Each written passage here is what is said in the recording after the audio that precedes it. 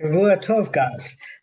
We haven't seen each other since the 6th of October, so it's been 2.5 weeks. I hope you all had a good Chag and you grew from the Chag, and it was a good experience going forward. And I wish you all a very, very good coming year. Good health. Amen. גם לך, Damon. Shidduchim, happy, those that are married to stay even more happily married. Arthur, you're an inspiration. I don't know how you do it, but please, God, we learn from you.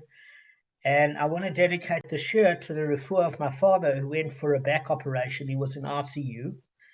I haven't spoken to him since the op, because he had the op yesterday, and he was in RCU. But just want to have a refuah for Aryeh ben Esther, and I hope my dad makes a full recovery. As your parents Amen. get, you worry, Amen. you really do. So, and one change that we're making to the shiur is that often, sometimes in the anxiety for preparing the shiur and thinking how I'm going to structure it, I don't listen as carefully to Kevin's teachings as I should.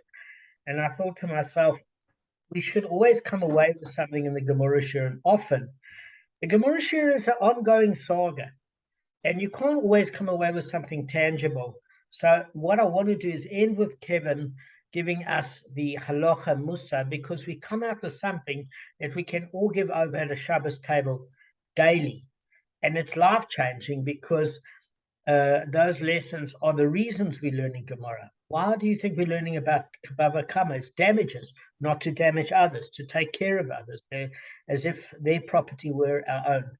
So, Kev, it's not that you're not important. In fact, it's the most important. That's why Shabbos happens after the rest of the days of the week. So let's get into the Gemara shiur, and I will obviously leave ample time for Kevin to teach us. So we were talking last time about evidentially do the witnesses, as well as the witnesses to the event, are they the only ones that need to see the weapons of damage, or does the court? Do the judges and the multiple people in court also have to inspect the weapon? And that's an argument between Rabbi Shimon HaTimni and Rabbi Akiva. And it goes according to, well, obviously Rabbi Akiva, who says that at the end of the day, you can't take it to extremes, because you don't always have the luxury of being able to have the courtroom investigate things firsthand. Sometimes if somebody magically flew off a building in an apparent suicide, and that building is no longer in existence, what are they going to do? Recreate the building? So you have to base it on the testimony of witnesses and trust their testimony with cross-referencing and checking out that the eidim are in fact correct. It's nice in an ideal situation, but then we have a situation that if the judges do in fact view a crime, can they remain impartial? Are they allowed to be a judge? Are they not allowed to be a judge in a crime that they witnessed? If they are, they certainly have to choose whether or not they judge the case, or they are used as testimony as they themselves are witnesses. So that's how we ended off last time. Now the Gemara is going to start a brisa about the discussion that's going to involve this tonight dispute, whether the court must themselves inspect the weapon. Okay, so the rabbis taught in a brisa a tam ox that killed a person and then inflicted damage. So the first thing is a tam ox killed an individual, a human being, and then inflicted monetary damage. The court try it for the capital case, and they do not try it for the monetary case. Okay? In other words, the ox is tried for the killing, because that's what happened first, of a human being. And if it's found guilty, guys, what happens to the ox? And the ox, it's put to death. Correct. It's stoned. That's absolutely correct. And can we use the body of the ox at all? No. Correct. It becomes forbidden for hanua, forbidden for benefit. So what happens is as follows, is that let's just discuss the laws exactly as Kevin says. If a tum ox damages its owner, okay, what happens if a tum ox damages? What is the attacking ox? What does the owner have to pay? Half damages. From what? Of the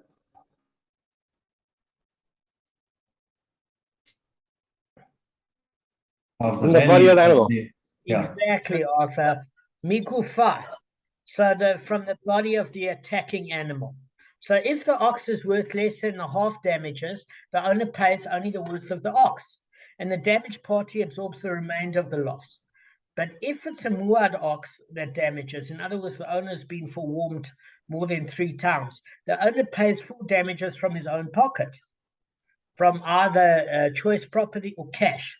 So the owner must pay the full amount of the damage, even if it exceeds the worth of his ox. Okay, so if his ox is only worth 80 zuz, but the damaged ox sustained 120 zuz worth of damage, if it's a muad, he must pay the 120 zuz. If it's a tum ox, he only has to give his ox in return that's worth 80, and the damaged party has a 40 zuz loss. Where was this? In the Mishnah in 16b. After well done, your chazorah is paying off. So, in other words, any ox, tum or muad, that kills a person is put to death. That's for sure. The question is that we've always had is, if that's the case, and the ox at its tum is put to death for killing a person, how does it ever become muad? So the answer is very, very simple, is that when an ox goes from tum to muad, we generally say when it damages another ox, not when it's put to death. In that extreme case, it generally doesn't become muad. So we say, well, then what about the case of kofer, where the person knew his ox was dangerous and he let it kill somebody else, and by rights he should lose his life, and in Shemaim, this ox is done as an atonement on his behalf. Well, there are a myriad of technical reasons. We listed 5 before, but it's not the basis of this year. What we're basically saying is that any ox, tum or muad, that kills a person is put to death through stoning. That was in 41. And its body is forbidden for hanoah, for benefit. So first in this case, it killed a person, then in a separate incident, it inflicted monetary damage, according to Rashi. So the ox is tried for the killing, and if it's found guilty, it's sentenced to death for that crime.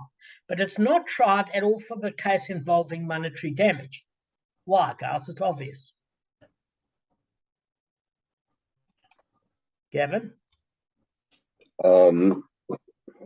Just want to repeat that. Sorry, I was listening, but I just kind of just repeat it. I'll give you the answer if you just repeat it. Sure, I haven't lost my knack to pay attention. No, you're not. No, I'm backing. I've got a power failure. My light was used earlier, so it's not fully charged. It's a bit cut. All right, sorry about questions just to make sure, even though the lights are off, someone's home. So what we're saying, listen. This is a tum ox. It's tried for killing. It killed a person first. And if it's found guilty, it's sentenced to death for that crime, but it's not tried at all for the case involving monetary damage. Because first the ox killed a person and then it ended up goring another ox, which caused monetary damage. Why is it not tried for the case of monetary damage, Gavin? It's pure logic. Because the other one's higher, the death. It's put to death, and that's the higher penalty. And okay, it's not a person. I get that. With a person, you could say it only has to pay one crime. But yeah, that's what I'm using. I'm using that logic. Okay, but what's even more logical? Why would there be no monetary payment based on what Arthur just said?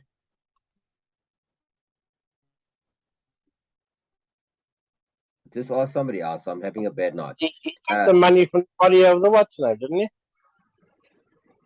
Arthur, what's his name? Explain. The body of the animal. He got the animal. Half the vet. He got the money from the body of the animal. Yes, and therefore it's paid. No, you must think. Damon, so what is you say monetary loss? You Listen, say, why aren't the damages for monetary loss? yes, Reuven has an ox, okay? It falsely killed Shimon, and then about later on in that day, it damaged Levi's ox and cost him The 200. potential earnings, is that what it means? Is that what you No, mean? it means his ox was worth 200. Monetary loss. It was a living ox that could work the field, and now it's stake and deteriorated stake. And that the ox that he lost, it was injured and or lost its It lost life. its value, monetary value. Yeah, 200 zuz. So we're saying that since the tam ox is tried for the killing, there's no monetary payment. Why? Gavin wanted to say it's like a person. We only try them for the high offense. Kimle b'di rabamine. That's exactly it. But we can't. I mean, that's my thinking. There's a very No, I know it's wrong, but you can't do it for animals. There's a very simple reason, guys. Is that the order at which this happened is there was a killing first and then a monetary damage. If there was a monetary case first and then a killing, it could be judged in that order. Okay? But the problem is that you generally have to do first things first. But either way, you've got a problem. Because how is a tam ox that damages, how is the damaged party paid? From the body of the attacking ox. And therefore that ox is stoned, its body cannot be used for hanoah, for benefit. So how are you going to pay the monetary case with a tam ox?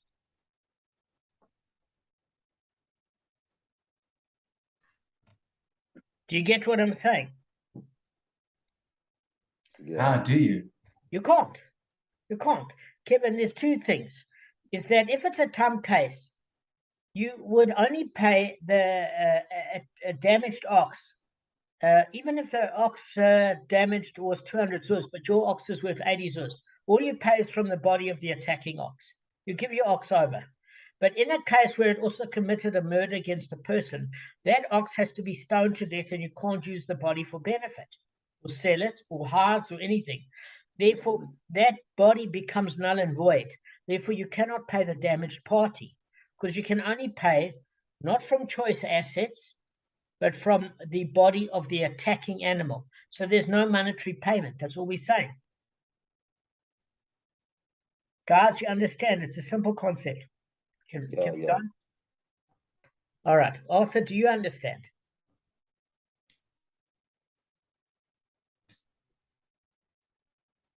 Arthur, Yes, I understand. That's coming back to me now. All coming back to me now. Kevin, That's it sounds fine. like a Celine Dion song. Yes. Kevin, do you get it? Do I get it? I was listening. Okay, can you give it over to me? No, I can't. All right, we're going to try one more time because everything's based on this. Okay? So, Kevin, this is the thing. You've got a tam ox. It first killed a person, and then it damaged another ox, causing monetary damage.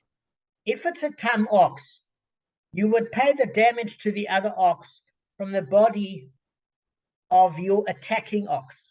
So even if your attacking ox was worth less than the damage, that's the extent at which you pay. The damaged party forgoes whatever extra losses there are. If, do you get what I'm saying? But if the animal is eligible to be stoned to death because it killed a person, you cannot pay the damaged party, because you don't have to pay from choice property, only from the body of your attacking ox. And your attacking ox is now sentenced to death and not allowable for any sort of benefit by anybody. Okay, so then the question arises. So the question arises and says as follows. It says, look, a muad ox that killed a person and also inflicted damage. They try it first for the monetary case, and then they go back and try it for the capital case. Okay? In other words, and the payment for the monetary damage, because it's muad, is made from? Guys, come on. It's from choice property. Yes, from choice property or cash, according to Rashi. So if they first tried it for the capital case, the Gemara says they don't go back and try it for the monetary case. Okay, so the question is why? Okay, in other words, even though the infliction of the monetary damage occurred second, the court tries the case first and only then tries the capital case. And moreover, if the court mistakenly tried the capital case first, they don't return and try the monetary case, and you want to know why. Because it shouldn't make a difference. Why shouldn't it make a difference, guys? Well, there's no goof left. I mean, the Ox is dead. No. the animals. We're discerning, Well, hang on, Kabb, we're discerning here between a tam and a muad. So with the muad, it's saying it doesn't matter if you put the animal to death. Firstly, why would they try the monetary case first and then try the capital case? Because, and if they tried the capital case first, because the capital case is in fact what happened first, and then why don't they try the monetary case afterwards? Because they say the question is, what does the one have to do with another? If you're paying for a muad ox from choice property, what difference does it make if the ox is stoned to death and it's not available for benefit? You're not paying from the damage, the attacking ox. You're paying from cash or choice property. So what difference does it make? Why, if you sentence the animal to death, do you not pay the monetary amount for the muad ox? That's what the Gemara is asking.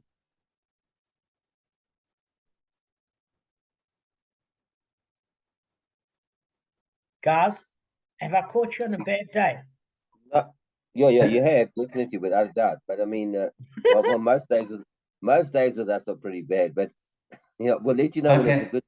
I'll have a go after Gavin. Yeah, Kevin, you just. I'm going to test Gavin. I'm Damon. You sound the most A disclaimer is I might be completely off here. So if they're trying for a monetary and a capital case, you're saying if it's a muad or if it's a tam? I'm saying if it's a tam, we can understand it. Why do we understand it? Is that if they try the capital case first, then the animal gets sentenced to death. Then you cannot once the ox is stoned and dead. Say it was worth the attacking ox 200 zuz while it was alive. They stone it. It's not worth it anymore then. And now the ox is worth 80 zuz as stake. Why can't the owner of the injured ox, even though he's owed 200 zuz, take the 80 zuz as stake?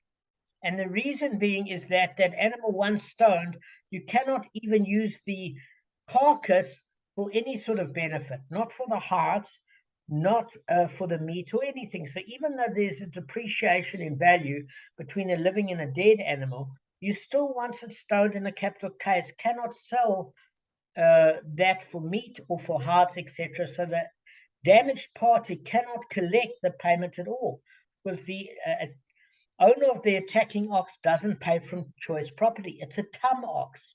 So the question arises, and it says, look, in the case of the muad ox, they tried first for the monetary case and then go and back and tried for the capital case. So two questions arise. Why don't they do that for the tam ox? And the truth of it is, well, it doesn't matter if you do it the other way around for the tam ox, because even if you give it to the injured party, you still have to judge the capital case and then take it back from the injured party, and because the ox has to be put to death, and it doesn't help the damaged party either way. So it doesn't matter which way the order occurs. We understand that the damaged party of the monetary case is going to be paid. But as far as the muad ox is concerned, we're saying even though it killed a person first, and then afterwards did a monetary damage, why don't we try the monetary damage case first and then the capital case afterwards? So the question arises, okay, can you do it in the wrong order, the sequence of events? Well, let's just say you can. But then what difference does it make? Because at the end of the day, even if you try the capital case first and the ox is sentenced to death, then why can't you judge the mandatory case? And that's exactly what the Gemara is saying. It says they first tried for the mandatory case, and then they go back and try it for the capital case. If they first tried for the capital case, they cannot go back and try it for the mandatory case. And the reason is why? Because obviously, if it's a muad ox, Kevin, the payment for damages comes out of choice property or cash. So whether or not the animal is stoned or not and not available for benefit, if this is a muad ox, you owe the injured party or the owner of the injured ox the full amount of damages. What difference does it make if the attacking ox is put to death or not? So that's what we're asking on the Gemara now. Do you understand the question? If it's killed somebody, doesn't matter if it's muad or tam. No, it makes every difference whether it's a muad or a tam. Then the ox is put to death regardless if it's muad or tam. Yes, but it doesn't matter if it's muad. We're saying here as follows, Kevin, is that if this is the order with a muad ox, it first killed a person and then it injured another ox and created monetary damage. So we're saying here first, in the case of a muad ox, we judge the monetary case first, and then we judge the capital case, irrespective if the actual order and sequence of events was the opposite. We have to try the monetary case first and then the capital case. If we try the capital case first, we don't try the monetary case afterwards. And the question is why? Because even if the ox is sentenced to death, on the capital case, you don't pay for damages from the tam and the gufa, the body of the tam ox. You're only paying choice property. So what difference does it make? Why can you not try the monetary case afterwards? Because that's not where the payment comes, from the body of the attacking animal. That's the question. After you understand the question, just nod. Gavin, do you understand the question? I think I do. Okay, what's the question? I can't answer you. I think I do. Okay.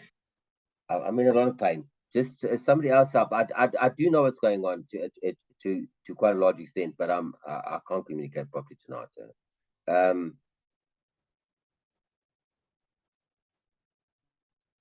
I mean, I can't express everything you just said. I remember it bit by bit. I can't put it all together.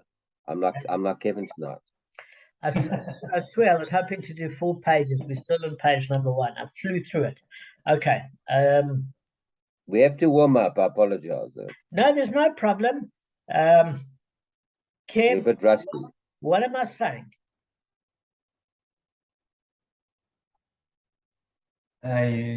I'll try. I don't know if I can't do it as well as you do it. What are the issues? Just tell me the general issues. If it's the issue is, firstly, if an ox kills someone else's ox, then injures. Yes, kills a person, then injures an ox. It makes a difference. There is a difference if it's a muad ox or a tam ox.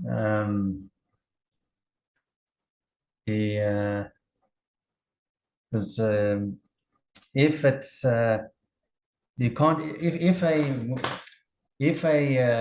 okay. So the issue is, one of the issues is if the ox killed a human, you cannot get benefit from it.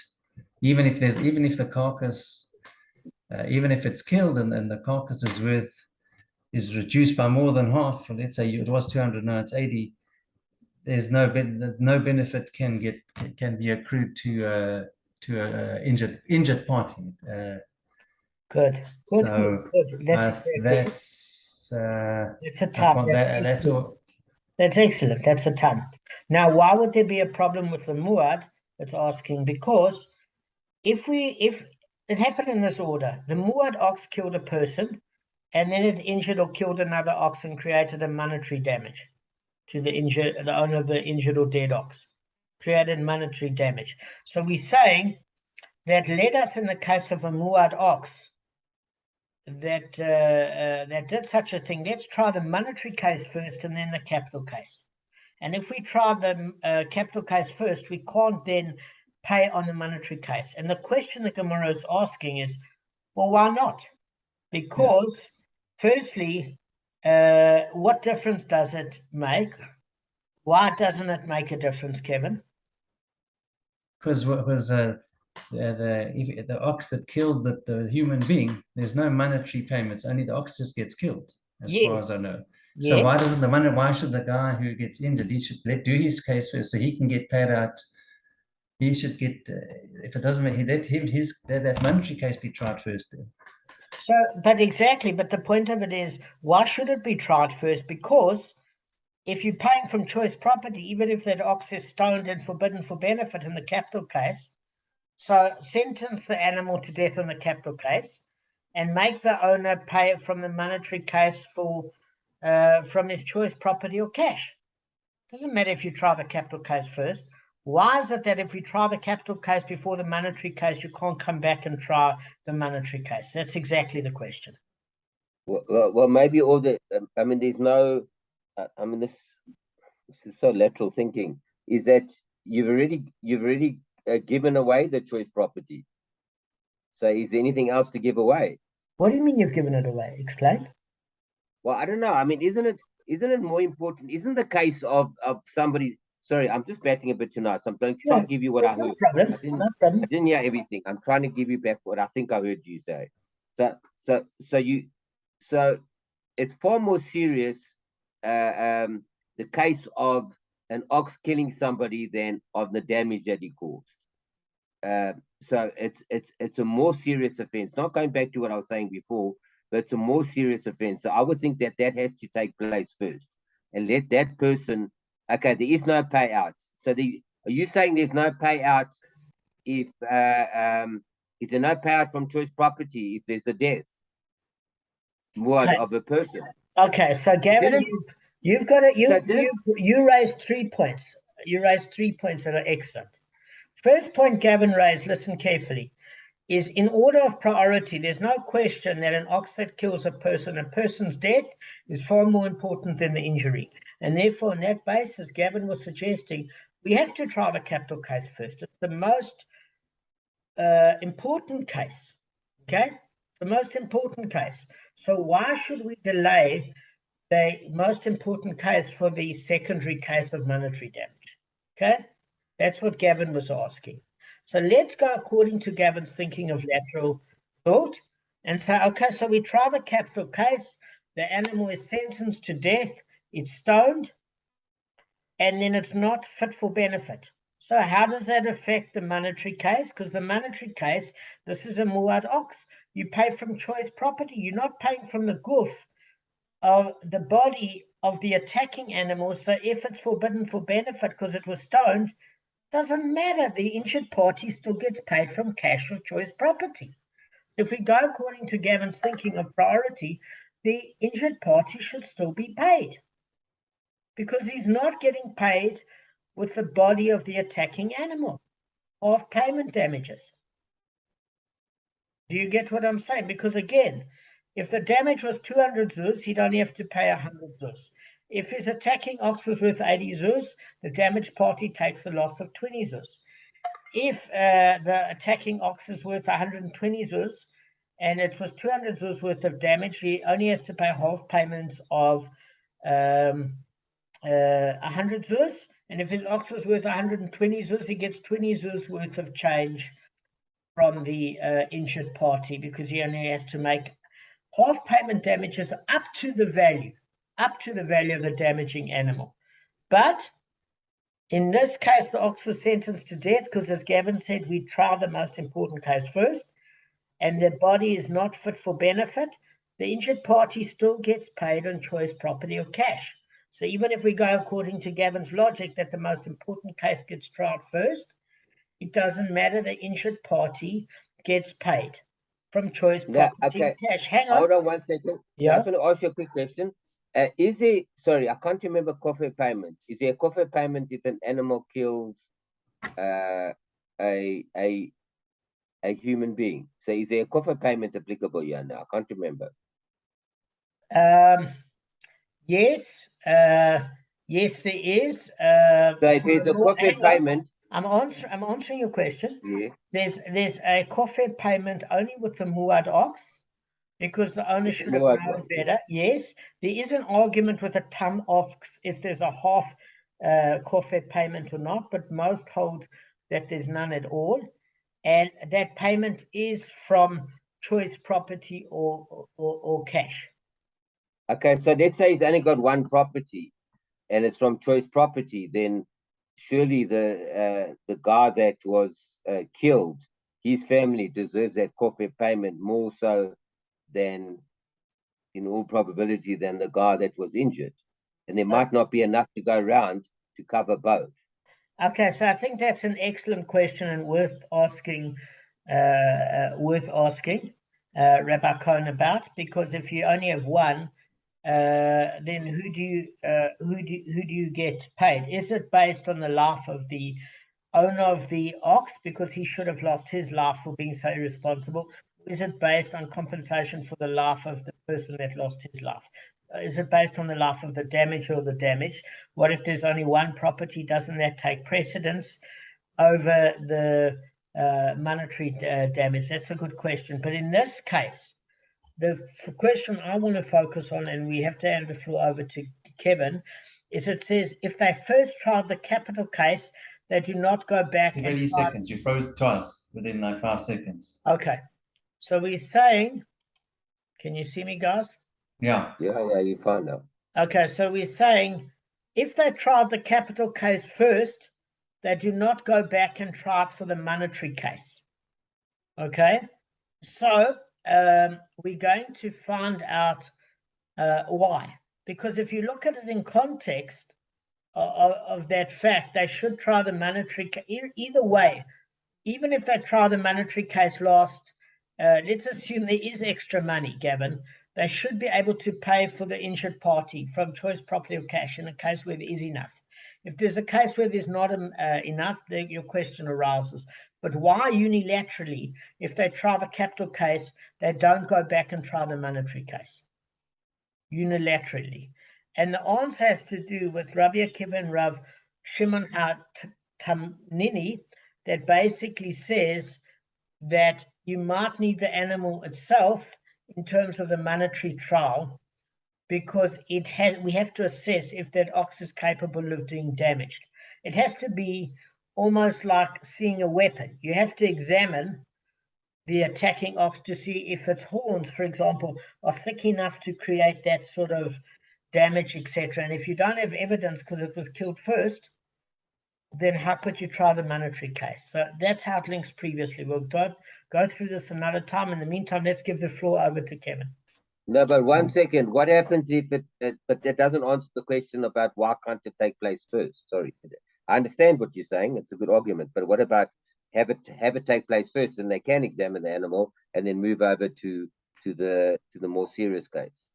Yeah, but that's exactly what the Gemara is saying. Is they're saying, well, then you obviously need the animal for some sort of reason, because if your reason was, as it was before, that you needed it in order to pay the injured party, then that only applies to tam. Why with muad, if you kill the ox first, would you even need it in a monetary payment because you're paying from cash? You don't need the ox in terms of payment. So what difference does it make in the order in which you try the events? No, it shouldn't. I think I misheard you, but that's fine, 100%. All right, thanks. Okay, Kev, thanks, Damon. teach us. Kev, thank you. Thank you. It says here, distance yourself from a false word. And in Shmot, it says, you shall not steal, you shall not deny falsely, and you shall not deceive one another. Chafetz Chaim says that if a half-truth was inserted in a small part of a person's speech, he has violated the positive commandment of distance yourself from a false word. Lying is considered a severe transgression, even worse than stealing. It says, Rashi notes that the verse lists the sins in sequential order based on the severity from the lowest to the highest. A person will still then continue to deny falsely that he owes money. Afterwards, he'll advance to lying, and in the end, he will even swear falsely. it is clear that lying is considered a greater iniquity than stealing. In the midst of my, then in Tehillim it says, Tehillim chapter 101, verse 7, in the midst of my house shall not dwell a practitioner of deceit, one who tells lies shall not remain in my presence. Then it says, there are 4 groups that will not greet the divine presence: the scoffers, the flatterers, the liars, and the gossipers. The liars, the speakers of gossip. Okay, and for the speakers of gossip, it says, who desires wickedness, no evil dwells with you. Deceit cannot remain in the presence of the Almighty, for his name is truth, and his seat is truth, his seal is truth. Rav Zusha of Anapol commented on the phrase, distance yourself from a false word, that by lying a person distances himself from the Creator. Adding this, a liar not only distances himself from the Creator, but even is considered a denier, but is even considered a denier of the Creator, since the Torah deems deceit as committing treachery towards Hashem. A deceitful person is despicable and an abomination before Hashem. It says Hashem hates these 6, but the 7th is the abomination of his soul. Haughty eyes, a false tongue, hands spilling innocent blood, a heart plotting iniquitous thought, feet running to run evil, a false witness spouting lies, and one who stirs strife among his brothers. The 3 of the 7 things are related to the sin of false tongue, spouting lies, and a false witness. As one who deceives is considered a traitor to the Creator. For Hashem is absolute truth, and through words of falsehood, the speaker is transformed into an abomination. Okay. Well, seeing that we only have less than a